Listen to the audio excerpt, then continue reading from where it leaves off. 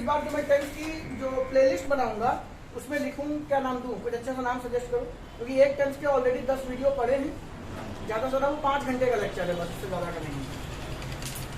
वो जब लॉकडाउन चल रहा था फ्री बैठे थे घर पे तो यही कर दिया, लेकिन पूरा नहीं पढ़ा है उसमें।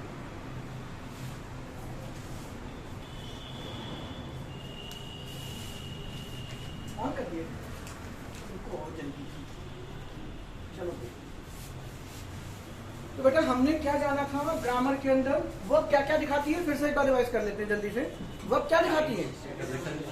3 चीजें, एक एक्शन, ठीक है, दूसरा स्टेट ऑफ एन एक्शन और तीसरा पोजीशन, ठीक है। वर्ब हमारी 3 चीज शो करती है, सभी बच्चे जानते हैं जो नए हैं खासकर कि एक्शन क्या होता है, ठीक है। वो 2 चीजें शायद ना जानते हो, पहला स्टेट ऑफ एन एक्शन और दूसरा क्या है, पोजीशन। पोजीशन भी इवन सबको पता होगी। जब आप ये बात बोलते हैं कि आई हैव अ मार्कर, तो क्या है, टाइम पे आया करो भाई, आई हैव अ मार्कर तो हमें पोजीशन दिखाई जाती है, ठीक है। मैं जितनी बातें ये बोल रहा हूँ इनके ऊपर पर्टिकुलर 1-1 घंटे के वीडियोस पड़े हुए हैं, देखेंगे आपको क्लियर बातें समझ में आएंगी, ठीक है। इसके बाद हमने जो बात की थी वो क्या थी, ग्रामर में वर्ब कितनी होती है, काइंड्स ऑफ वर्ब की बात नहीं कर रहा हूँ, ऐसे तो मेरे ख्याल से 28 या 29 होती है, एग्जैक्ट मुझे भी नहीं याद, ठीक है।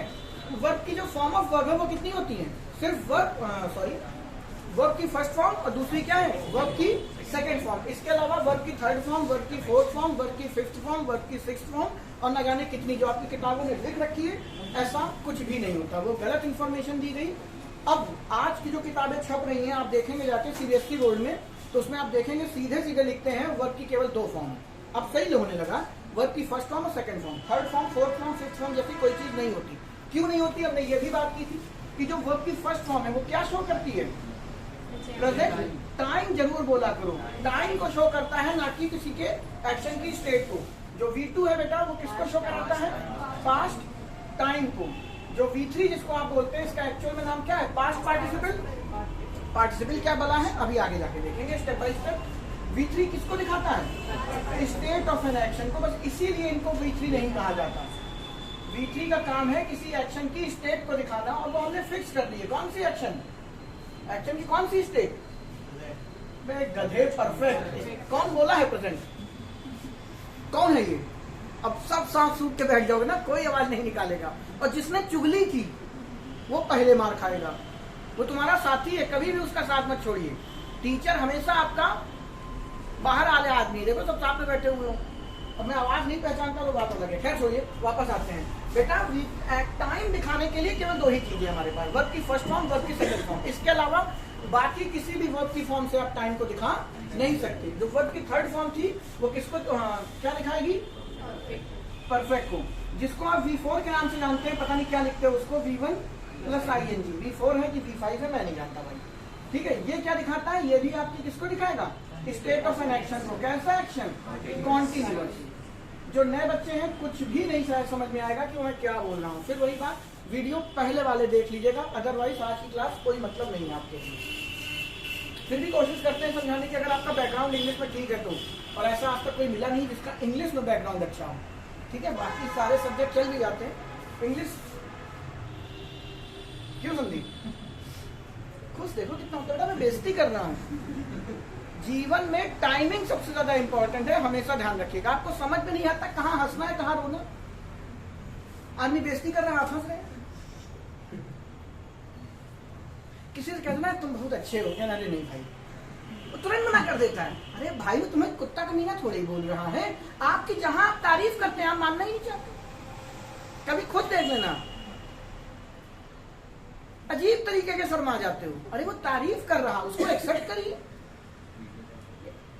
कोई बात नहीं बेटा, वीडियो वैसे भी तुमको भी नहीं देखना मुझे मालूम है, तो बेटा तुम तो भी साक्षात देख रहे हो, फिर क्या मतलब है। खैर वापस आते हैं, V4 plus V1 plus ING वो किसको दिखाता है, कॉन्टिन्यूअस को। आपके पास स्टेट ऑफ एन एक्शन कितनी थी, बोलो, मेजर आपकी कितनी थी, 3 है, वैसे 4, इंडेफिनिट भी इसी का पार्ट है। पहला होता था कॉन्टिन्यूअस, दूसरा होता था क्या,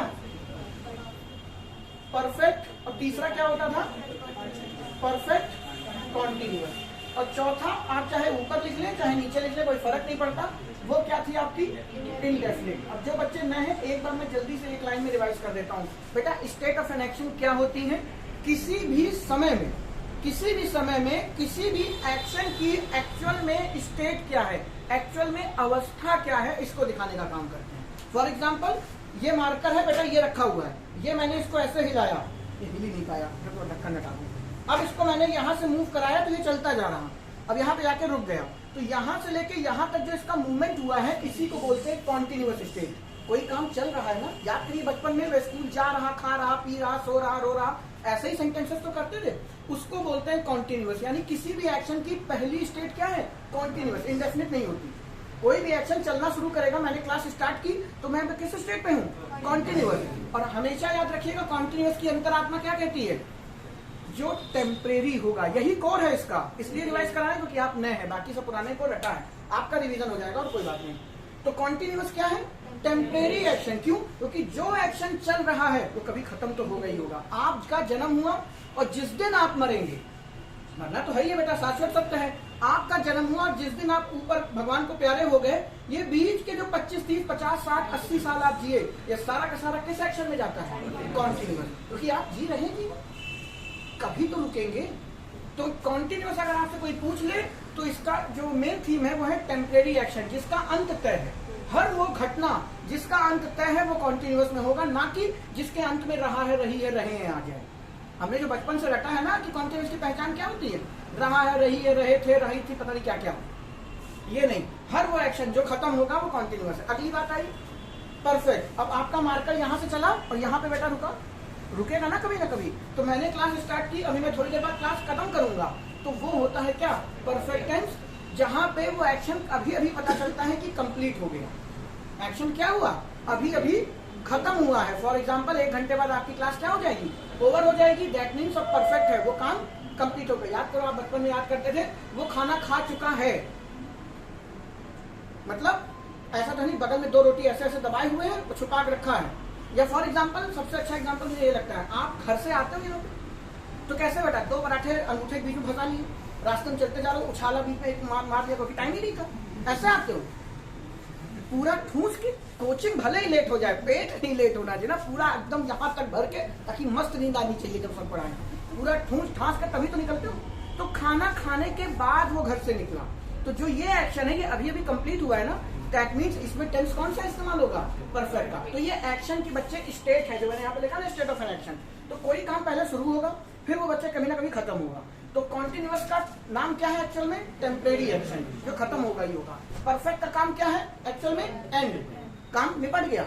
अब ये क्या है, परफेक्ट कॉन्टिन्यूअस। अभी बात जो पुराने भी हैं उनको मैंने बहुत डिटेल में ये चीज नहीं पढ़ाई।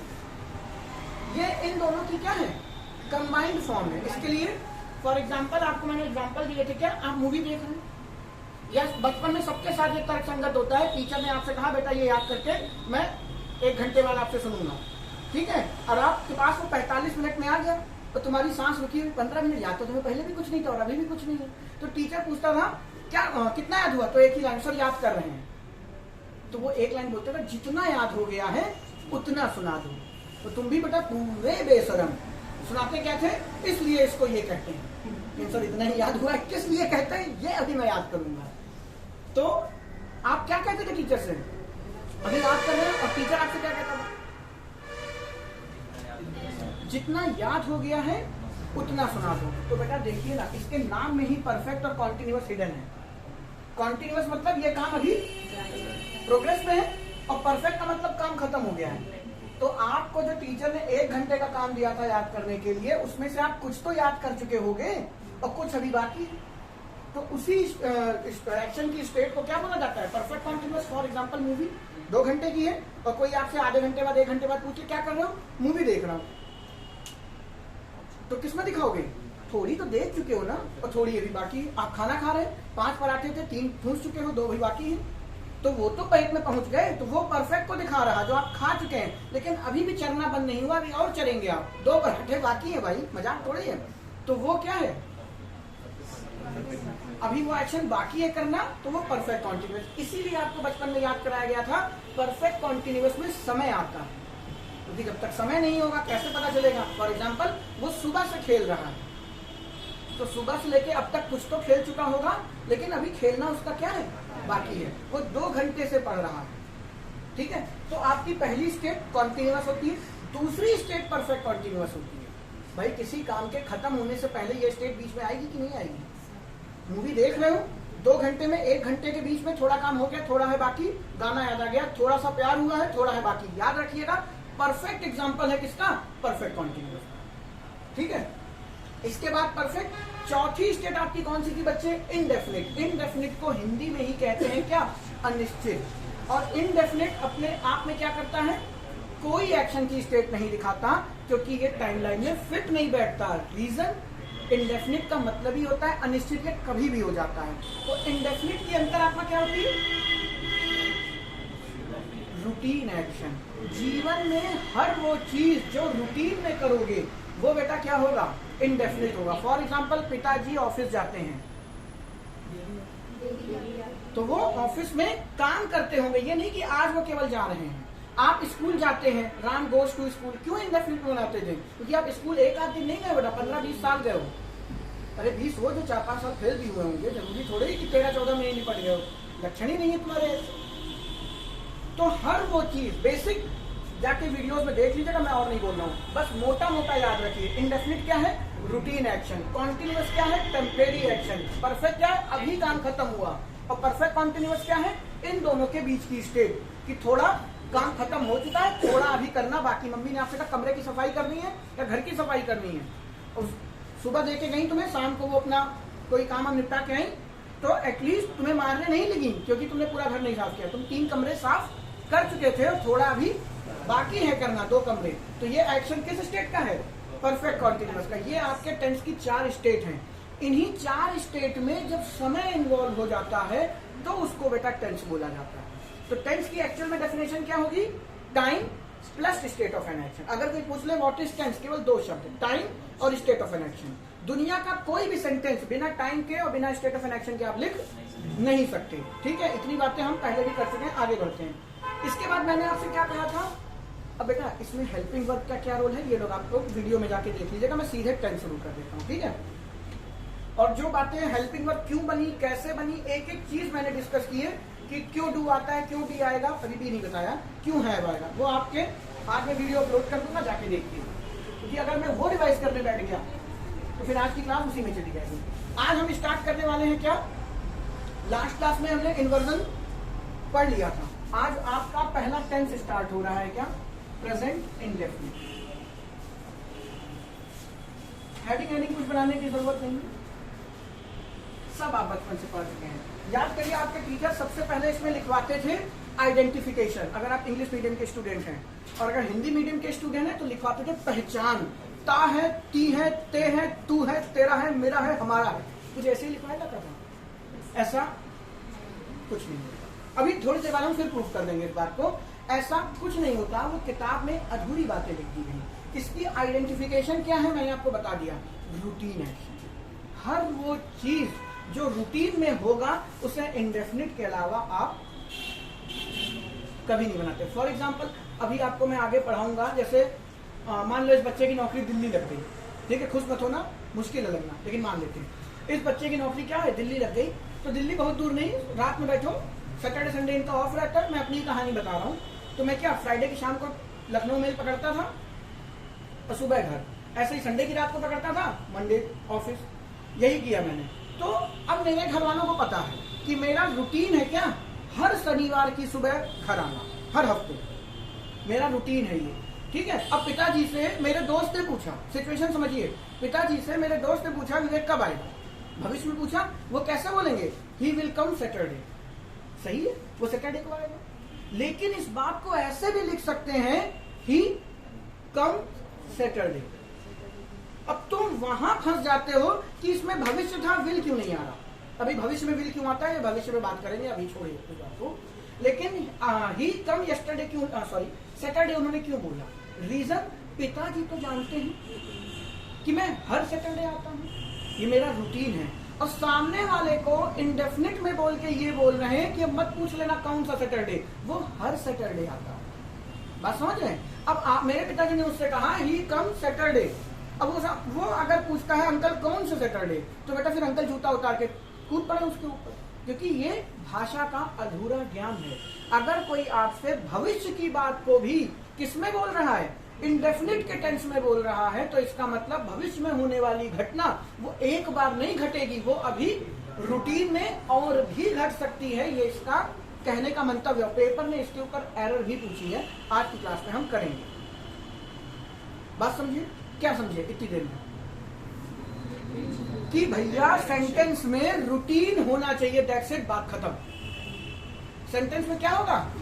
रूटीन होना चाहिए, तो वो इंडेफिनिट में बनेगा। अब बात करते हैं इंडेफिनिट है क्या। तो इंडेफिनिट की आइडेंटिफिकेशन मैं लिख नहीं रहा हूं, मैं लिख ही दे रहा हूं।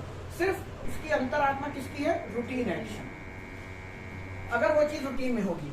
अब मैंने आपसे एक बात पहले भी बोली थी कि प्रेजेंट है तो आपको क्या चाहिए?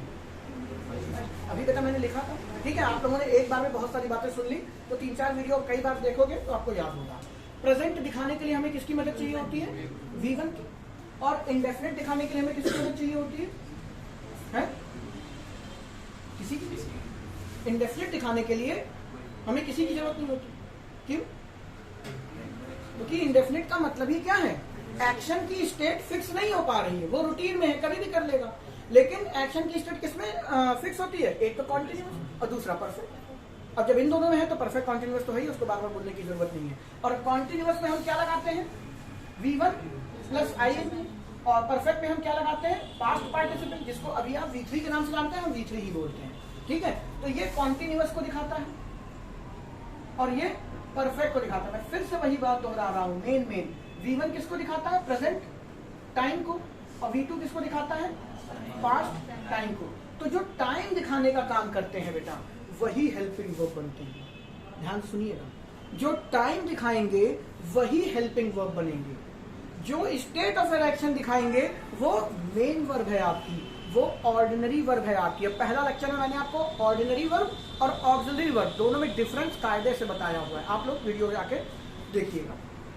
फिर से सुनिए, मोटा मोटा जो याद करने वाली बात है, ये ऐसी भी चल रहा है क्या? गर्म चल रही है। जो V1 और V2 है ये टाइम को दिखाता है, और जो वर्ब टाइम को दिखाएगी उसी को आपको क्या कहा गया?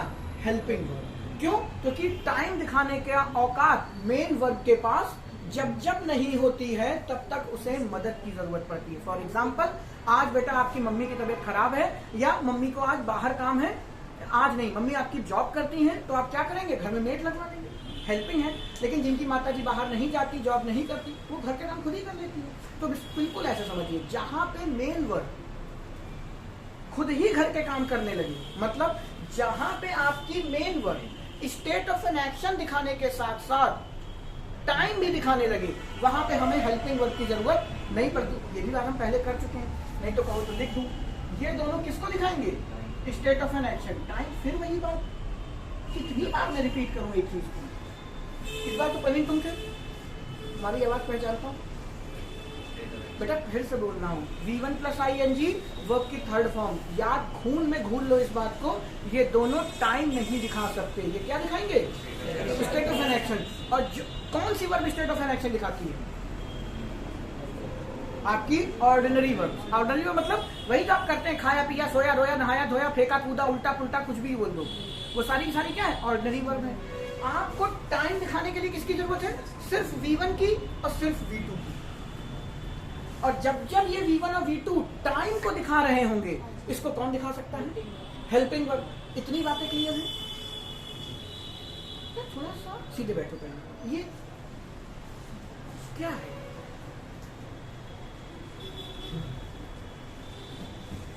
मां नीचे जलेबी बनाए बड़ा पैरों से अपने। एक दिन वीडियो बनाएंगे उधर का कैमरा करके। भाई मैं लिखता ज्यादा कुछ हूं नहीं, बोलना ही बोलना है। फिर देखना, आपको अपना ही वीडियो जाके देखिएगा क्या हरकत कर रहे होते हैं, मैं कैसे बर्दाश्त करता हूँ। कोई पैर चला रहा, कोई सोचो टीचर के दिल पे क्या बीत रही है, और वो पूरी एनर्जी लगाए पड़ा है। मैथ्स में इतनी ताकत लगाने की जरूरत नहीं पड़ती, बट इंग्लिश में बोलना ही बोलना है। खैर, मैं कहा था दो मेन पॉइंट। आपकी वर्ब कितनी है? सिर्फ दो, फर्स्ट फॉर्म और सेकंड फॉर्म। काम क्या है इनका? टाइम दिखाना। और टाइम कौन दिखाएगा? सिर्फ और सिर्फ हेल्पिंग वर्ब, ठीक है। फिर आपकी बच्ची कौन सी? आपने एक V3 पढ़ रखी, V4 पढ़ रखी, V5 पढ़ रखी, ये कोई वर्ब नहीं है। इनका काम क्या है? स्टेट ऑफ एन एक्शन दिखाना। स्टेट ऑफ एन एक्शन कौन दिखा सकता है? ऑर्डिनरी वर्ब दिखा सकती है, वही आपने खाया पिया सोया पूरा वाली बातें, ठीक है। इतनी बातें रट गई, क्लियर है। अब इसके बाद आपको ये मैं पढ़ा चुका हूं कि प्रेजेंट किसको दिखाएगा, V1, ठीक है। इंडेफिनिट किसी स्टेट ऑफ एन एक्शन की जरूरत हमको है नहीं, ठीक है। तो अब आपको पता है हेल्पिंग वर्ब भी दुनिया में कितनी है, 3, इसके अलावा कोई हेल्पिंग वर्ब नहीं होती। पहली कौन सी है, डू, दूसरी कौन सी है बच्चे, बी, और तीसरी कौन सी है, कॉन्टिन्यूअस में बी को डिस्कस करेंगे, ठीक है। डू, बी और है, 3 ही लोग थे जिन्होंने वॉलंटियर किया कि हम हेल्पिंग वर्ब बनेंगे। ये मेरा तरीका है बोलने का, वैसे ऐसा है। डू, बी और है। इंडेफिनिट की मदद करने का जिम्मा किसका है, डू का। कॉन्टिन्यूअस की मदद करने का जिम्मा किसका है, बी का। और परफेक्ट की मदद करने का जिम्मा किसका है, हैव का। तो इन दोनों को भूल जाए, हम इंडेफिनिट पढ़ने जा रहे हैं ना, इन दोनों को भूल जाए। आपको क्या ध्यान रखना है कि डू इंडेफिनिट की हेल्पिंग वर्ब है। क्यों है, बार बार जितनी बार मैं ना बोलूं आपको सोचना है। डू इंडेफिनिट की हेल्पिंग वर्ब है, और हेल्पिंग वर्ब का काम क्या है, टाइम दिखाना। हेल्पिंग वर्ब केवल टाइम दिखाती है, स्टेट ऑफ एन एक्शन नहीं दिखा सकती, सीधी सी बात है। आपकी जो हेल्पिंग वर्ब है वो कभी भी स्टेट ऑफ एन एक्शन नहीं दिखा पाएगी, क्योंकि स्टेट ऑफ एन एक्शन का जिम्मा किसका है, मेन वर्ब का। फॉर एग्जाम्पल एक नन्हा सा सेंटेंस लिख दें, राम स्कूल जाता है, स्कूल मैंने खा लिया है कोई बात नहीं, राम स्कूल जाता है, तो आप लिखेंगे क्या, राम गो, अब ये से क्या है बाद में बात करते हैं, राम गो टू स्कूल, ऐसे लिख दिया। पेपर में सेंटेंस कैसे चेक होगा, यहाँ पे एक गो लिखा है, ये क्या है आपकी ऑर्डिनरी वर्ब कह लीजिए या मेन वर्ब कह लीजिए, है कि नहीं, ऑर्डिनरी वर्ब है। अब मुझे बताइए ऑर्डिनरी वर्ब का काम क्या है, स्टेट ऑफ एन एक्शन दिखाना, है कि नहीं, स्टेट ऑफ एन एक्शन दिखाना। लेकिन इंडेफिनिट में स्टेट ऑफ एन एक्शन की जरूरत नहीं पड़ती। ये वही वाली बात हो गई कि मम्मी का काम क्या है, बाहर जाके जॉब करना, लेकिन वो नहीं करती। तो मम्मी जब बाहर जॉब नहीं करती तो क्या करेंगी, घर के सारी देखभाल कर लेंगे। या पिताजी अगर बाहर जॉब नहीं करते, विभूति नारायण मिश्रा सबने देख रखा होगा, तो वो क्या है भाई, वो बाहर काम नहीं करता तो वो घर संभाले हुए। तो जब इस ऑर्डिनरी वर्ब को स्टेट ऑफ एन एक्शन दिखाने की नीड नहीं है, तो ये क्या दिखाने लगेगी, टाइम दिखाने लगेगी। अब टाइम दिखाना है कौन सा, प्रेजेंट। प्रेजेंट को कौन दिखाता है, V1। तो आप क्या लिख देते हैं, गो की फर्स्ट फॉर्म V1 ही तो है, गो की फर्स्ट फॉर्म V1 ही तो है, क्या बोल दिया मैंने, गो की फर्स्ट फॉर्म गो ही तो है, वेंट इसकी पास्ट हो जाएगी, तो गो लिख दिया। तो यहाँ पे आप जिसको ऑर्डिनरी वर्ब कह रहे हैं, ये है ऑर्डिनरी वर्ब, लेकिन ordinary verb state of an action दिखाने के साथ साथ टाइम भी दिखा सकती है। लेकिन कब, फिर वही रटने वाली बात, वो बच्चे तब जब उसे स्टेट ऑफ एन एक्शन दिखाने की जरूरत ना हो। बात समझ रहे हैं। फॉर एग्जाम्पल कोई भी आदमी अगर घर पे बाहर जॉब नहीं करता है, तो ऐसा तो नहीं बेटा वो घर पे भी कोई काम नहीं कर रहा, बेचारी वाइफ जा रही बाहर से भी कमा के आ रही, फिर घर में भी काम कर रही, ऐसा तो नहीं होता। अब अगर ऐसा होता है तो फिर वो उस आदमी के कैरेक्टर की बात है, वो हम नहीं कर रहे हैं। लेकिन अगर आप बाहर काम नहीं कर रहे हैं तो घर पे तो करोगे।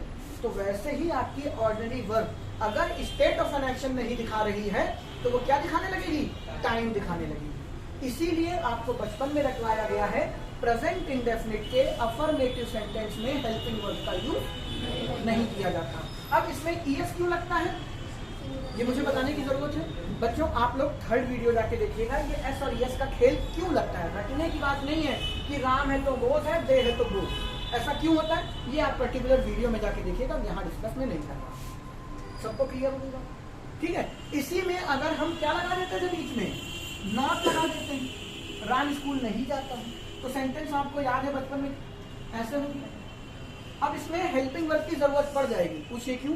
रीजन है नॉट बच्चे अपने आप में क्या है, एडवर्ब है, और एडवर्ब है तो एडवर्ब किसके लिए आता है, अभी मैंने एडवर्ब नहीं पढ़ाया लेकिन इतना तो मान लेते हैं, एडवर्ब किसके लिए आता है, वर्ब के लिए। एडवर्ब के नाम में ही बच्चे क्या छिपा है, वर्ब। तो एडवर्ब वर्ब के लिए फंक्शन करेगा ना, तो वर्ब तो बेटा टाइम दिखाने पे लगी हुई है, स्टेट ऑफ एन एक्शन दिखा ही नहीं सकती। तो हमें वर्ब को आजादी देनी पड़ेगी।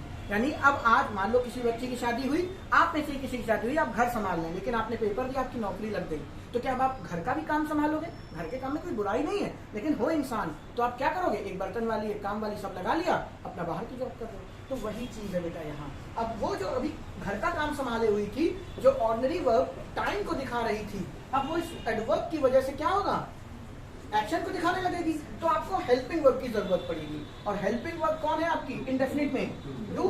और हेल्पिंग वर्ब का बच्चे काम क्या है? ही टाइम दिखाना है। इतनी बार मैं बातों को रिपीट कर रहा हूं, इसीलिए हेल्पिंग वर्ब का काम क्या है? टाइम दिखाना। हेल्पिंग वर्ब और कुछ नहीं कर सकता। स्टेट आपकी ऑर्डिनरी वर्ब भले ही टाइम दिखा ले जाए, ठीक है, लेकिन टाइम कभी आपकी helping verb state of an action नहीं दिखा सकती। तो आपकी जो हेल्पिंग वर्ब है वो बेटा टाइम दिखाएगी। और टाइम कौन डिसाइड कर रहा? प्रेजेंट है। तो प्रेजेंट है तो बच्चे क्या लगेगा? V1। तो हमने क्या लगा दिया? डू लगा दिया। ठीक है, हमने क्या लगा दिया? डू लगा दिया। अब जैसे ही हमने यहाँ पे डू लगाया, फिर कलेश हो गया। आपकी जो ऑर्डिनरी वर्ब थी, आपकी जो मेन वर्ब थी, उसके ऊपर क्या है? एक बैग टंगा हुआ है।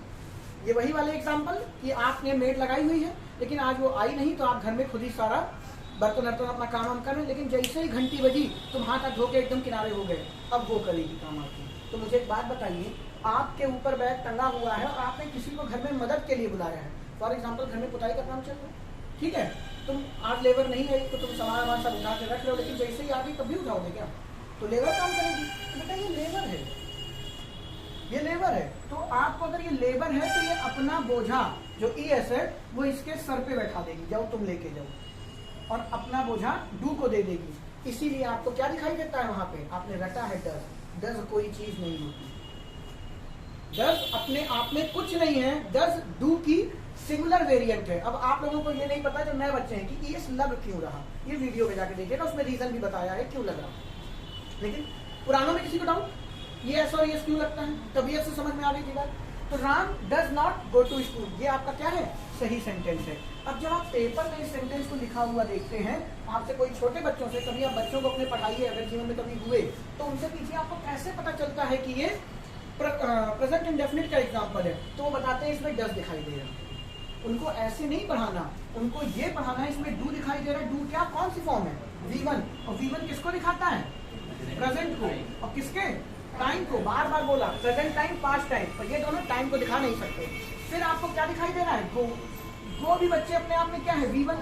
अब वहां पे वो बच्चा आपसे प्रश्न पूछ सकता है क्या कि आपने तो कहा V1 प्रेजेंट टाइम को दिखाता है, यहाँ पर भी तो V1 है। लेकिन मैंने आपको बताया था कि इंडेफिनिट में कोई स्टेट ऑफ एन एक्शन दिखाने की जरूरत नहीं पड़ती, ठीक है। तो अगर स्टेट ऑफ एक्शन दिखाने की जरूरत नहीं पड़ती तो कुछ तो लगाओगे। तो क्या लगाओगे? ING नहीं लगा सकते, V3 नहीं लगा सकते, V2 नहीं लगा सकते, तो वर्ब की बेस फॉर्म लगा दी जाती है। जिसका कोई नहीं होता, कुछ ना कुछ तो दिखाओगे, तो उसकी बेस फॉर्म रखी जाती है। तो यहाँ पे ये V1 नहीं कही जाएगी, ये ऑर्डिनरी वर्ब की बेस फॉर्म है। इसको आप V1 बोल के कंफ्यूज मत हो जाइएगा कि दो दो चीजें टाइम दिखाने के ऊपर आ गई। तो ये V1 नहीं है, यहाँ पे आप इसको वर्ब को क्या बोलेंगे? आपकी ऑर्डिनरी वर्ब का, आपकी मेन वर्ब की ये बेस फॉर्म है। क्यों? क्योंकि ये हम इंडेफिनिट के अंदर हैं और इंडेफिनिट में स्टेट ऑफ एन एक्शन दिखाने की नीड किसी तरीके की पड़ती नहीं हमको। क्यों? क्योंकि किसी भी एक्शन की स्टेट 3 ही चरण में खत्म हो जाती है। शुरुआत, बीच में छोड़ा हुआ, थोड़ा बाकी, और फिर आगे जाके खत्म। इंडेफिनिट तो इस टाइमलाइन में कहीं आता भी नहीं है। उम्मीद है बातें क्लियर होगी। मुझे पसीना आ रहा। अरे अब उससे DC से कुछ नहीं होगा। हाँ सर पढ़ाओ। राम स्कूल जाता है। हाँ, मना करते स्कूल जाने से। तुम एक बार कह दो राम को आज से स्कूल जाना बंद। हाँ बताओ, मजा चलो। राम स्कूल नहीं जाता है। हाँ, Ram does not go to school. हाँ। तो यहाँ पर ही हो जाता बेटा आपको पता है नो और नॉट में क्या डिफरेंस है? स्टेप बाई स्टेप आप सीखेंगे। अरे ऐसा ना बोला करो बेटा, हम बताओ। नॉट आपकी एडवर्ब है, नो आपका एडजेक्टिव है। जब आपको ये पढ़ाऊंगा, बकायदा बताऊंगा क्यों ऐसा बनाया गया, क्यों नॉट की जरूरत पड़ी, केवल नो से ही काम क्यों नहीं पढ़ा पाए, क्योंकि हिंदी तो दोनों की नहीं है। लेकिन फिर वही बात, जहाँ पे एडजेक्टिव की जरूरत है वहाँ एडजेक्टिव लगेगा, जहाँ एडवर्ब की जरूरत है वहाँ एडवर्ब लगेगा। नॉट बच्चे आपका एडवर्ब है। जब एडवर्ब लगा दिया तो एडवर्ब किसके साथ आएगा?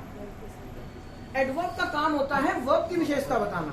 अब ये मत क्या देना सर एडवर्ब की भी, वो एडवर्ब में डिटेल में घुसेंगे। अभी मोटा मोटा जान लो, एडवर्ब, वर्ब में कुछ ऐड होता है ना, नाम ही में लिखा है एडवर्ब। तो आपको जब एडवर्ब आ गया तो ये अपने लिए वर्ब तो मांगेगा ना। अब आपकी वर्ब तो दूसरे का काम कर रही है। कौन सा काम? टाइम दिखाने का, जिसका उसका काम नहीं है लेकिन वो कर रही है। लेकिन जहां पे वो कर सकती थी क्योंकि कोई इसको परेशान नहीं कर रहा था, लेकिन जैसे ही नॉट आ गया एज अ एडवर्ब वो अपनी वर्ब अपने पास खींचेगा। तो आपका जो गो अभी तक टाइम दिखाने की काम कर रहा था, नॉट लगते ही वो टाइम नहीं दिखा पा रहा, क्या दिखाएगा आप?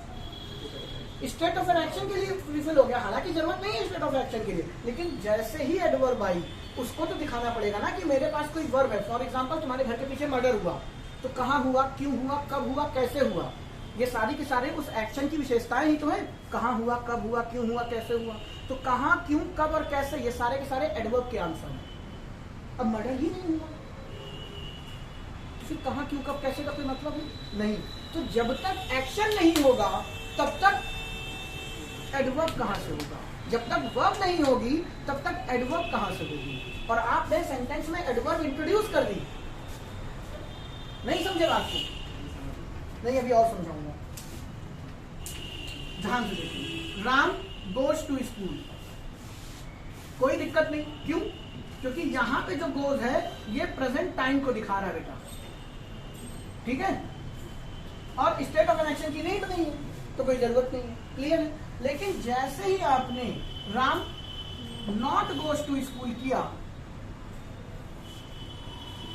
अब ये है तो बच्चे मेन वर्ग है ना, ऑर्डनरी वर्ग। ऑर्डनरी वर्ग का काम क्या है? स्टेट ऑफ एन एक्शन दिखाना, टाइम दिखाना तो नहीं, लेकिन जहां जरूरत पड़ती है दिखा देती। जैसे ही आपने इसमें एडवर्ब लगाया, ये चीख चीख के कह रहा मुझे वर्ब दो। वर्ब कौन सी? ऑर्डिनरी वर्ब, मेन वर्ब, ठीक है। और आपकी ऑर्डिनरी वर्ब क्या बैठी बन के? टाइम बन के बैठी हुई है।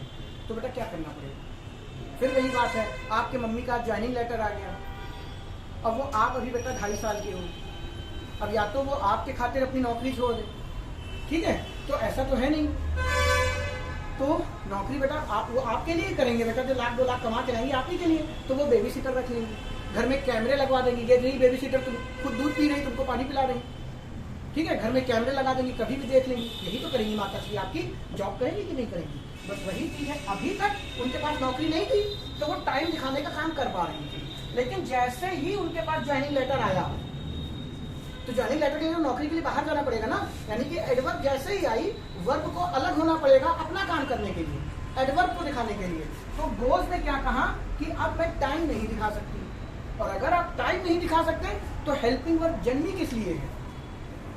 अबे तेज से बोलो, जब तक नहीं हिलती देखनी है मुझे। पूछा क्या? हेल्पिंग वर्ब किस लिए बनाई गई?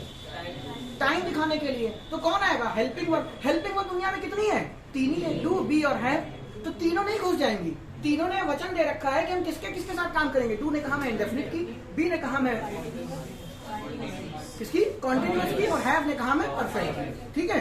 तो आपको किसकी जरूरत पड़ेगी? डू की जरूरत पड़ेगी। अब प्रश्न आता है, डू की भी 75 फॉर्म है। आपने पढ़ा है डू, आपने पढ़ा है डिड, आपने पढ़ा है डन, आपने पढ़ा है डूइंग, इतनी सारी है, कौन सी लगाएं? तो आपको पता है जिसमें आईएनजी लग जाता है वो टाइम नहीं दिखा सकता, क्योंकि वो किसको दिखाएगा? कॉन्टिन्यूअस को। काट दिया। आप जैसे ही डन देखा, डन क्या है? V3 परफेक्ट को दिखाता है, टाइम दिखाने की औकात नहीं। और हमें जरूरत किसकी है? टाइम की। ये भी कट गया। डिड क्या है? V2 टाइम तो दिखा सकता है, लेकिन किसका दिखाएगा? पास्ट का। तो बचा कौन? डू। तो हमने यहाँ पे क्या लगा दिया? डू लगा दिया। 10 नहीं लगाया, डू लगाया। अभी देखिए ना, जैसे ही ये पास्ट इंडेफिनिट होगा, डिड क्यों लगाते हो? आपने रटा है ना, पास्ट इंडेफिनिट की हेल्पिंग वर्ब क्या होती है? डिड। काहे होती है? अब शायद पता होगा, टाइम दिखाना पड़ेगा, और टाइम दिखाने के लिए पास्ट चाहिए, तो पास्ट की क्या लगा देंगे? V2। कभी देखते हो डन और डूइंग हेल्पिंग वर्ब बनते हुए? क्यों? फिर से दोहराओ, क्योंकि हेल्पिंग वर्ब टाइम दिखाएगा, और टाइम दिखाने की औकात केवल 2 लोगों के पास है, V1 और V2। कभी आपने किसी टीचर से पूछा कि बी पढ़ाया जाता है, बीइंग पढ़ाया जाता है, और बीन पढ़ाया जाता है पैसिव में? तो बीन क्या है? Third form. बीन क्या है? कॉन्टिन्यूअस। सेकंड और फर्स्ट फॉर्म कहाँ है? क्यों? क्योंकि उन दोनों की औकात नहीं है टाइम दिखाने की। मेरे सब थोड़े से अजीब हो जाते हैं, लेकिन भावनाओं में बह जाता हूँ। उन दोनों की, यानी कि बीन की और बीन की जरूरत किसके दिखाने के लिए? State of an action. Time दिखाने के लिए नहीं पड़ेगी जरूरत, इसीलिए उनका जन्म नहीं हुआ। अब कोई पढ़ा लिखा बच्चा मेरा वीडियो देख रहा हो तो यही कहेगा गलत बता रहा हूँ। बेटा सही बात नहीं, मुझसे ये गलत बात निकली, क्योंकि बी की फाइनाइट फॉर्म है इज एम आर वॉज और वर। इज एम आर क्या है? देखो V1, वॉज और वर क्या है? V2। फिर आपको पढ़ाया गया बी, वो परफेक्ट, और ये छोड़। जब कॉन्टिन्यूअस लाएंगे तब बात करेंगे, अभी तुम्हारा खून क्यों पिए। क्लियर है इतनी बात? सच से बताऊं, अब यहाँ पे डज कैसे हो गया? फिर वही बात है, ऑर्डिनरी वर्ब का काम क्या है? एक्शन दिखाना। अब जब मदद करने के लिए कोई आ गया है, फॉर एग्जाम्पल प्यार का पंचनामा मूवी देखिए, लड़की बेटा मॉल से बाहर निकल रही होती, शॉपिंग करके म्यूजिक बना डन डन डन डन ऐसे करके म्यूजिक, लड़का पीछे से इतने सारे बैग लिए निकल रहा होगा। बस इसको यही समझो, हेल्पिंग हैंड। जो आपकी मदद करने के लिए आएगा, कभी कभी आपके बड़े भाई ने कहा लो बेटा हम बहन या भाई तुम्हारा प्रोजेक्ट बना दे, हाँ भैया बना दो, और धीरे से सारा सामान सरकार के खिसक लो, पूरा तुम ही बनाओ। कर किए नहीं किए, पूरा थोप देते हैं उसके ऊपर, ले जाओ तुम ही कर लो। बस यही काम है। ये मदद करने के लिए आया, इसके ऊपर सारा बोझा ला दो। यस है, इसके मुंह पे चिपका दो, यहाँ लग गया। इसीलिए कोई भी पूछ ले इंडेफिनिट की हेल्पिंग वर्ब क्या होती है, गधों की तरह मत बोल देना डू और डज। हेल्पिंग वर्ब सिर्फ डू है, डज उसकी सिंगुलर वेरिएंट है। खेल खत्म। अब आगे चले, अगले पॉइंट पे आते हैं।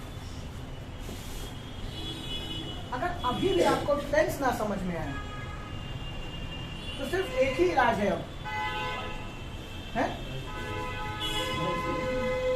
नहीं, वीडियो में ये सब बोलना ठीक है। ये तो यार आज फ्रेंड से कहते ये दरवाजा सही करवाया, इसकी वजह से बंद नहीं हुआ, सो रहा हूं।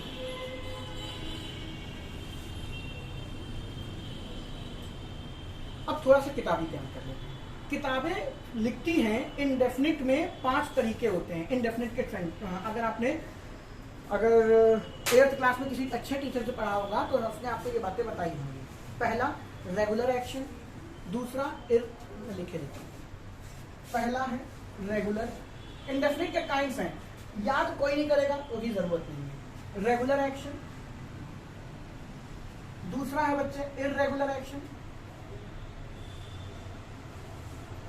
तीसरा बताओ किसी को याद है? तो मेरे को नहीं याद आ रहा क्योंकि जरूरत नहीं है। हाँ,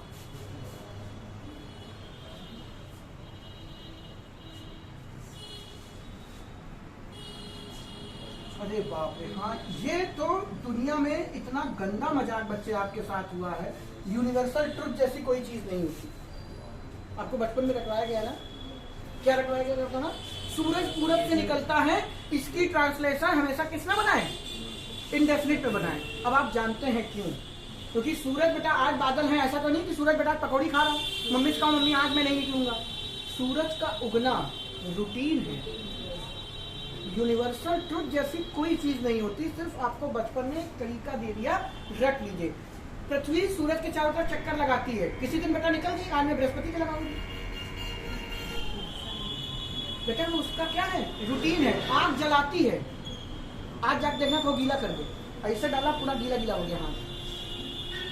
आग का जलाना, पानी का गीला करना, भाप का जलाना, पृथ्वी का सूरज के चारों तरफ चक्कर काटना, सूरज का निकलना, तारों का टिमटिमाना, रूटीन है ये। इसलिए वो इंडेफिनिट में बनते हैं, ना कि आप गधों की तरह अलग से याद करिए कि ये यूनिवर्सल ट्रुथ है। यूनिवर्सल ट्रुथ जैसा कोई कॉन्सेप्ट है ही नहीं। वो सिर्फ आपको एक पॉइंट अलग से दे दिया कि आप उसको याद कर लीजिए। ठीक है, अभी आगे जाके बात करेंगे यूनिवर्सल ट्रुथ का एक सब्स्टिट्यूट समझ लीजिए, जनरल फैक्ट्स। जरूरत है इस वाले टेंस में बताने की। जनरल फैक्ट्स कहाँ घुसेगा, दिमाग में आ नहीं रहा, कहीं ना कहीं इसी टेंस में बता दूंगा जनरल फैक्ट्स क्या बवाल है। 5वां प्रश्न है क्या आपका? EDM and phrases. 6ठा है आपका नियर फ्यूचर। किताब कहती है, अगर आपने किसी अच्छी किताब से पढ़ा होगा, कि जो प्रेजेंट इंडेफिनिट है, माफ कीजिएगा, जो इंडेफिनिट है वो बेसिकली इन 6 जगहों पे इस्तेमाल होता है। Regular action, irregular action, habitual action, universal truth, EDM and phrases और नियर फ्यूचर। मैं उल्टा ले चलता हूं आपको समझाने के लिए। मैंने आपसे क्या कहा? इंडेफिनिट कहाँ लगता है? रूटीन है। ये जो 6 के 6 लिखे हैं, ये सब रूटीन का ही एग्जाम्पल है। नियर फ्यूचर मैंने अभी अभी आपको बताया, मैं दिल्ली से हर शनिवार को लखनऊ आता हूँ। मैं दिल्ली से हर शनिवार को लखनऊ आता हूँ, तो पेपर में सेंटेंस आ गया, ही कर देता हूँ, ही कम हियर नेक्स्ट मंडे। ऐसे पेपर में सेंटेंस लिखा है और आपको ऐसे करके एरर दी जाती है सेंटेंस इंप्रूवमेंट में। पहला ऑप्शन होता है विल कम, दूसरा ऑप्शन होता है शैल कम, तीसरा ऑप्शन होता है शुड कम, चौथा ऑप्शन होता है नो इम्प्रूवमेंट। बच्चा क्या देखता है, ये वर्ड नेक्स्ट मंडे, वह अगले मंडे आएगा, तो ही के साथ क्या लगता है, एक तो जब तुम लोग ऐसी मनहूसियत भरी आंखों से मेरी तरफ देखते हो, अबे फ्यूचर में ही के साथ क्या आता है, हालांकि नहीं पढ़ाया लेकिन फिर केजी क्लास से लेकर इंटर तक ही क्या हो, विल आता है ना, तो ही विल कम पे आप टिक करके चले आएंगे और वहीं आपको 0 मिल जाएगा। पूछे क्यों, आपने जो किया वो गलत नहीं है, he will come next Monday 110% सही है, लेकिन पेपर आपको काट देगा। पूछे क्यों, पेपर आपको नंबर इस बात के नहीं देता कि आप सही को सही करिए, बात समझ रहे हैं, पेपर आपका एरर चेक करता है किसके लिए, गलत को सही करने के लिए। ऐसा ये मतलब नहीं कि सर मैंने ही विल कम जाके केस कर दो कि कैसे गलत हो गया नेक्स्ट मंडे, वो खुद ही कहेंगे बिल्कुल नहीं, बिल्कुल सही है। लेकिन आपने किया क्या, आपने एक ऑप्शन दिया था नो इम्प्रूवमेंट, इसका मतलब समझते हैं, इसमें सुधार की कोई जरूरत नहीं है। तो अगर वो चीज ऑलरेडी सही है तो उसमें सुधार की तो कोई जरूरत नहीं है। अगर आपका ज्ञान अच्छा है, ही कम हियर नेक्स्ट मंडे निकट भविष्य की बात है, वो बार बार होगा, वो रूटीन में होगा, तो वो इंडेफिनिट में लिखा जा सकता है। और पेपर में इसको ऐसे लिख के दिया तो आपको इस पे टिक करना है बेटा, नो इम्प्रूवमेंट, क्योंकि इस सेंटेंस में सुधार की कोई जरूरत नहीं है। और यकीन मानिए पहला ही ऑप्शन होता है वेलकम, पहला ही ऑप्शन होगा, नीचे तुम जाओगे नहीं, तुम्हारी बातचीत के लिए इतना आसान ले उठे और गए भैंस पानी में, ये होता है पेपर में। फिर आप निकलते हो ना ऊपर कॉलर खड़ी करके, इस बार इंग्लिश पास, जैसे ही बगल वाले से पूछा 4 गलत, ठीक है, ऑटो में बैठे फिर 5 और गलत, फिर घर आके देखे पूरा पेपर है गलत, ठीक है, सारा मूड खराब। एक बार और मैंने आपको किस्सा सुनाया था, हमारे फिजिक्स वाले टीचर ने कहा था जब तक अगले पेपर नहीं हो जाएंगे तब तक तुम सब मार खाओगे, डेली प्रेयर करके आओ, हाथ खड़े से खड़े हो जाओ, मारो यार, 1 दिन खा ले 2 दिन खा ले। हम मेरे 2 दोस्त सुमित पांडे और श्री प्रकाश, वो दुनिया में नहीं है, वो उनके पास गए, ये किस्सा सुन लो सब। हाँ सर, अगली बार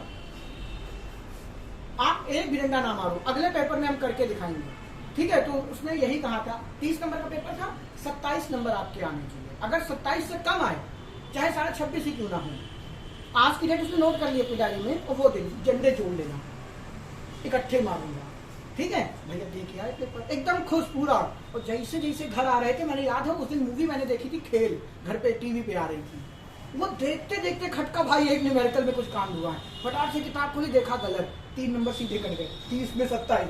अब मेरे को ना खाना ना खाया जाए, अब ये कम ना हो जाए।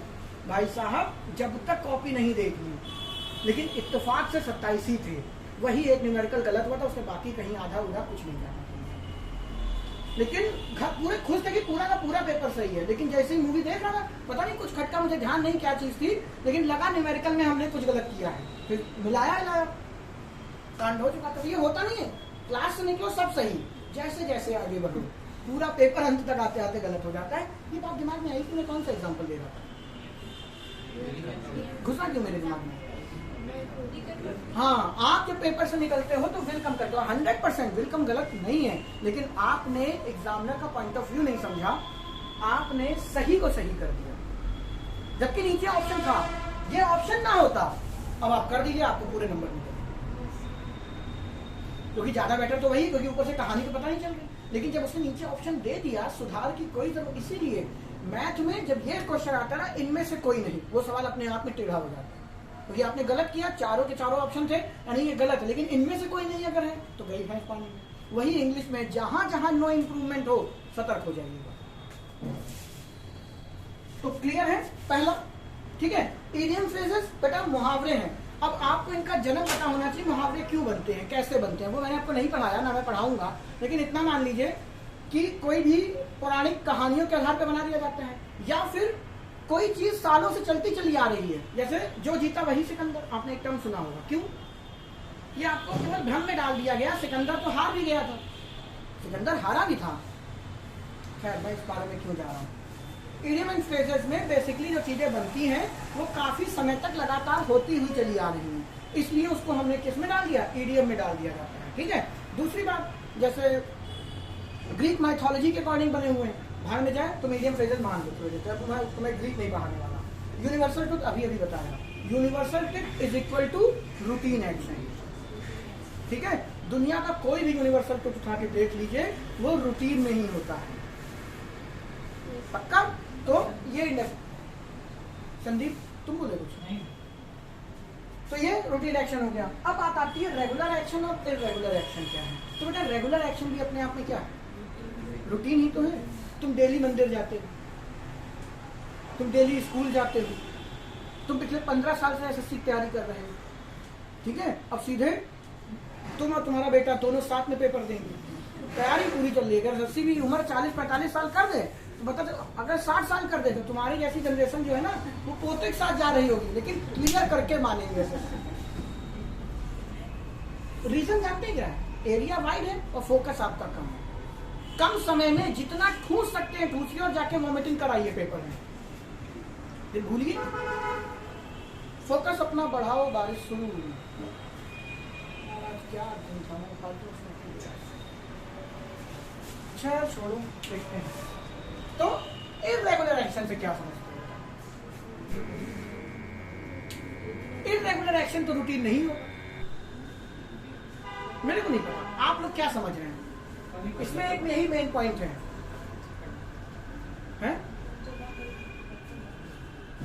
रेगुलर एक्शन जो आपने तपाक से बोल दिया कि रूटीन है सर, जो आप रेगुलर कर रहे हो। तो इर्रेगुलर एक्शन तो उसका जस्ट ऑपोजिट है। फिर ये इंडेफिनिट में क्यों लिखा मैंने? बेटा देखिएगा, रेगुलर और इर्रेगुलर में रूटीन का खेल नहीं है बेटा। रेगुलर एक्शन वो होता है जो एक डेफिनिट इंटरवल पर हो। जैसे आपका सुबह का नाश्ता, दिन का खाना, 24 घंटे बाद ही तो घूम के वहीं आते हो, 24 घंटे बाद ही वहीं। अब ऐसा तो है नहीं 2 दिन स्किप कर दिया, खाना ही नहीं खाया, फिर खा लिया। तो वो होता है रेगुलर और इर्रेगुलर। इसका रूटीन से लेना देना नहीं है। रेगुलर एक्शन एक डेफिनेट इंटरवल पे होता है। फॉर एग्जांपल, जापान में भूकंप आता है, ऐसा थोड़ी बेटा आज 8 बजे आया तो अगले साल फिर 8 ही बजे आएगा, या अगले दिन 8 बजे आएगा। वो तो दिन में 2 बार झटके दे जाता है। तो जापान में भूकंप का आना कौन सा एक्शन है? इर्रेगुलर एक्शन है, जो डेफिनेट इंटरवल पे नहीं आता लेकिन खत्म नहीं होता। अगर आपने ध्यान सुनिएगा, अगर आप लिख रहे हैं उसी एक्शन को कॉन्टिन्यूअस में, तो क्या दिखाएंगे? प्रोग्रेस में अभी आ रहा है, तो आप बोल सकते हैं। अगर आपने परफेक्ट में दिखाया तो आप क्या किस सेंस में कहेंगे? जो अभी अभी भूकंप आया है, ठीक है, यही तो कहोगे। और तो लेकिन ये तब कहोगे जब आप खुद जापान में बैठे हो, मम्मी पूछी बेटा खाना खा लिया? कि मम्मी अभी नहीं, वो जो आप दही दी थी वो छाछ बन गई है, भूकंप आ रहा, हिल रही, मक्खन आ गया उसमें से बाहर, तब आप अपनी माता श्री को बोल सकते हो। या फिर मम्मी का फिर फोन आया, तुमने क्या कहा? मम्मी हाँ भूकंप अभी भी खत्म हुआ है, अब मैं जा रहा हूँ दूसरा भूकंप लाने। जहां तुम मुझसे बोलोगे दूसरा भूकंप आ ही जाएगा। तो जब आप खुद वहां पर होंगे तब आप ऐसी बात कर सकते हैं। हम और आप ये बोल सकते हैं, हम तो ये बोलेंगे जापान में भूकंप आते हैं, और अगर हमने उसको परफेक्ट में बना दिया तो हम ये कहना चाहते हैं भूकंप आके खत्म हो गए, नहीं आएंगे। क्या ऐसा है? नहीं है। तो ऐसी घटनाएं जो आज हुई हैं और भविष्य में भी, फॉर एग्जाम्पल इस ज्वालामुखी में कभी भी मतलब वो क्या बोलते हैं, इरप्शन होता है। एक कौन से 2 ज्वालामुखी, डोरमेंट होता है एक्टिव। मान लो ये एक्टिव वोल्केनो हो तो बिल्कुल क्या कुछ नहीं। अच्छा चलो जीएस का क्वेश्चन पूछ लेते हैं। किसी एक्टिव वोल्केनो को कितने ईयर के बाद डोरमेंट घोषित कर दिया जाता है? कितना उतार दिए बेटा? बोलो कितना? हम तो उतार दिए। सच बताए, मेरे को भी नहीं पता, फ्रेंड से पूछा, शायद 80, शायद दिमाग में क्यों आ रहा है मुझे मालूम नहीं, फ्रेंड से पूछ लेना, वो बेहतर बताएगा जो ज्योग्राफी पढ़ाता है। खैर ये क्यों है दिमाग में? हाँ, तो वोल्केनो में जो इरप्शन है वो इर्रेगुलर होगा कि रेगुलर होगा? हर आधे घंटे बाद लो, हर 3 महीने बाद लो, कभी भी हो सकता है। लेकिन क्या वो खत्म हो गया? नहीं। तो आप उसको परफेक्ट में नहीं बना सकते, आप उसे कॉन्टिन्यूअस नहीं बना सकते। बचा क्या भाई? इंडेफिनिट बचा। तो हम उसको किस में बनाते हैं? इंडेफिनिट में। इसीलिए इर्रेगुलर एक्शन आपका क्या है? फॉर एग्जाम्पल, तुम्हारे पिताजी को चिड़ियाघर जाना बहुत पसंद है, ठीक है, तो आप किसी ने बता रहे मेरे पिताजी चिड़ियाघर जाते हैं, तो उसके 2 सेंस हो गए। या तो चिड़ियाघर में वो जॉब करते हैं, या वो उनका इरेगुलर एक्शन है, उन्हें पसंद है। माता जी को यहाँ वैष्णो देवी जाना पसंद है, कोई भी जगह पे हो, तो आपको बताना है अगर कि हम लोग हर साल वैष्णो देवी जाते हैं, तो आप उसको किसमें कर दे, इरेगुलर एक्शन, मतलब इंडेफिनिट बता दें। तो सामने वाला आपसे पूछेगा नहीं कब, कहाँ, क्यों, कैसे, पता है, आप ही गए हो फिर जाओगे। जैसे तुम्हें ठेके जाना पसंद, क्यों प्रवीण? कहते सर वो तो रेगुलर एक्शन है, एकदम इंटरवल में 24 घंटे में बीतने नहीं देता हूँ, पर वो रेगुलर में नहीं आएगा, रेगुलर में आएगा। उम्मीद है इंडेफिनिट क्लियर हो गया। कर लो, हेडिंग बनाओ पास्ट इंडेफिनिट, खत्म। पास्ट इंडेफिनिट एक ही लाइन में खत्म हो जाएगा। हेडिंग क्या बनाना, मतलब वो आदत पड़ी हुई है बोलने की, पहले समय बताओ। दोनों मोबाइल में भूल गया कि छोड़ दिया, मतलब मन रखना छोड़ दिया, अब बेटा नौकरी पक्का लगेगी। कम से कम 30 to 40% फोकस तो यही खत्म की है। मोबाइल बेटा टाइम बताओगे 9:06। हेडिंग बनाइए पास्ट इंडेफिनिट की, अरे यार चलो सर एक साथ ही लिखवा दूंगा, उसके कीवर्ड्स लिखवा देता हूँ, कल उसको डिस्कस कर लेंगे। पास्ट इंडेफिनिट बच्चे क्यों कठिन है अपने आप को, क्योंकि पास्ट इंडेफिनिट और पास्ट परफेक्ट में बहुत बारीक सा अंतर है। और यकीन ना हो तो आपको नरेशन में पढ़ाया था, past indefinite change into past perfect, past perfect change into no change, past indefinite change into past perfect, past perfect change into no change. ठीक है, अब पेपर आपको यहाँ तो कहाँ फंसाता है, वो आपको इनडायरेक्ट देता है, कहता है इसकी डायरेक्ट बनाओ, तो आपको सेंटेंस में क्या दिखाई देगा, पास्ट परफेक्ट, और तुम गधों की तरह पास्ट इंडेफिनिट में बदल देते हो। क्यों? शायद ये वो वाला पास्ट परफेक्ट था जो नो चेंज था। फिर आप कहते हो हम तो पेपर में फेल हो गए। नहीं समझे मेरी बात? पास्ट इंडेफिनिट को नरेशन बनाते टाइम इनडायरेक्ट में पास्ट परफेक्ट में चेंज कर देते हो। पेपर आपको पास्ट परफेक्ट माफ कीजिएगा इनडायरेक्ट ही लिख के देता है, और उसमें वो सेंटेंस होता है पास्ट परफेक्ट में, आप बेवकूफों की तरह उसे पास्ट इंडेफिनिट में बना देते हैं। मे बी ये भी तो हो सकता है past indefinite change into past perfect, और पास्ट परफेक्ट ही बदला हो किसमें, पास्ट परफेक्ट में, वो चेंज नहीं होता। ये आपको कब समझ में आएगा, जब आप ये समझेंगे कि है क्या पास्ट इंडेफिनिट। अगर वो सेंटेंस इंडेफिनिट की ग्राउंड में ही नहीं आता तो आप उसे परफेक्ट में कहां से बदल देंगे। पेपर में इस लेवल की गलती होती है, फिर आपको लगता है ये तो हमारा धोखा हो गया। क्यों? क्योंकि आपने रटा है past indefinite change into past perfect. अच्छा, जो बच्चे थोड़े मतलब 4 दिन से ये वीडियो देख रहे हैं, उन्हें ये पता होगा कि पास्ट इंडेफिनिट क्यों पास्ट परफेक्ट में बदलता है, कोई बता सकता है? मैंने एक दिन बंद शब्दों में बोला है, एक ऐसे डंडी खींची थी, टाइमलाइन बताई थी। कोई भी समय 3 तरीके से पीछे आगे बढ़ता है। क्या? फ्यूचर है, वो इस टाइम हमारा जो भविष्य है उससे पहले क्या आएगा, प्रेजेंट, प्रेजेंट से पहले क्या आएगा, पास्ट, और पास्ट से पहले क्या आएगा, पास्ट ऑफ पास्ट। ठीक है, इसी को बोलते हैं बच्चे परफेक्ट। हालांकि अभी छोड़, बाद में बात करेंगे। जब नरेशन पढ़ेंगे इसी में पढ़ना है आपको, टेंस में। हेडिंग बना लो भैया, हेडिंग क्या बना लो, लिखते तो तुम लोग वैसे में कुछ नहीं है ना, तो ध्यान से देखिए। चलो चलिए कल बताऊंगा, अभी 1 मिनट देख लेते हैं। पास्ट इंडेफिनिट, पास्ट के लिए क्या चाहिए, V2, इंडेफिनिट के लिए क्या चाहिए, कुछ नहीं। इसलिए पास्ट इंडेफिनिट के अफर्मेटिव सेंटेंस में हेल्पिंग वर्ब यूज नहीं होती, क्योंकि आपकी माता जी को स्टेट ऑफ एक्शन दिखाने की जरूरत नहीं है, तो वो क्या टाइम दिखाने लगेंगे। राम स्कूल गया, ठीक है, तो आप क्या बनाते थे, राम वेंट टू। क्यों ऐसा किया, स्टेट ऑफ एक्शन दिखाना है, टाइम दिखाने के लिए क्या चाहिए, तो आप कह सकते हो इसमें टाइम दिखाने के लिए V2 है, यानी कि पास्ट है, और आगे कोई स्टेट ऑफ एक्शन दिखा नहीं पा रहे तो ये इंडेफिनिट है। तो टेंस किसमें बन गया, पास्ट इंडेफिनिट। तुम्हारा सवाल, तुमने कहा कि अगर नॉट आ जाए तो Ram not went to school, तो नॉट बच्चे अपने आप में क्या हो गई, एडवर्ब। एडवर्ब है तो इसको अपने लिए कुछ वर्ब चाहिए, तो ये वर्ब अब टाइम नहीं दिखा पाएगी। तो टाइम जो नहीं दिखा पाएगा, टाइम कौन दिखाता है, तेजी से बोलो, हेल्पिंग वर्ब। टाइम दिखाने के लिए कीजिए हेल्पिंग वर्ब। हेल्पिंग वर्ब कौन सी है, डू, बी और है। डू किसकी मदद करती है, इंडेफिनिट। क्योंकि इंडेफिनिट चल रहा है तो हम डू की मदद लेंगे, तो हमने डू लगा दिया।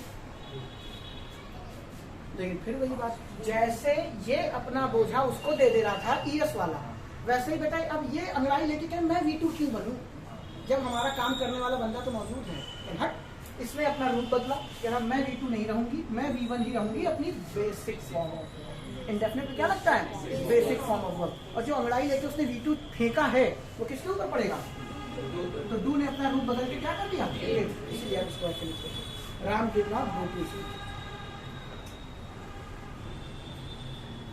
नहीं समझे, पक्का। अब बाकी अभी कॉन्टिन्यूअस में मेहनत लगेगी, बाकी किसी में कुछ ज्यादा पढ़ाने की जरूरत नहीं, बेसिक मैंने आपको सारा बता दिया है। याद रखिएगा, खत्म होने से पहले जो मैं आपको बार बार एक चीज बोल रहा हूँ ना, सॉरी, हेल्पिंग वर्ब का काम क्या होता है, टाइम दिखाना। एक चीज दिमाग में मैं मिस कर रहा हूँ बार बार बोलना, आपको याद रखनी है। ये वीडियोस खत्म होने से पहले, टेंस खत्म होने से पहले आप लोग मुझसे पूछेंगे, हेल्पिंग वर्ब का एक काम और होता है, प्रीपोजिशन प्रोनाउन वाला। जैसे प्रोनाउन का काम होता है नाउन की रिपीटिशन रोकना, वैसे ही हेल्पिंग वर्ब का भी काम होता है वर्ब की रिपीटिशन रोकना। कैसे, कब, कहाँ, क्यों, ये आपका काम है, पूछ लीजिएगा अगर मेरे दिमाग से निकल गया। हेल्पिंग वर्ब का काम क्या है, फिर से रिवाइज कराओ। एक तो टाइम दिखाना, दूसरा वर्ब की रिपीटिशन रोकना। अगर मैं भूल जाऊं तो ये आपका काम है, मुझसे पूछ लेना। अंत में पढ़ाऊंगा जब सारा टेंस पढ़ा दूंगा, ठीक है, तो ये सारी फिर एक साथ कवर अप कर देंगे 1 मिनट। अभी दिमाग में आया तो भूल ना जाइएगा। तो क्लियर है, डू का डोज डिड क्यों किया, वेंट क्यों बन गया, क्यों, क्लियर है। अब कल हम शुरुआत करेंगे पास्ट इंडेफिनिट के कीवर्ड से, ठीक है। आज के लिए इतना ही,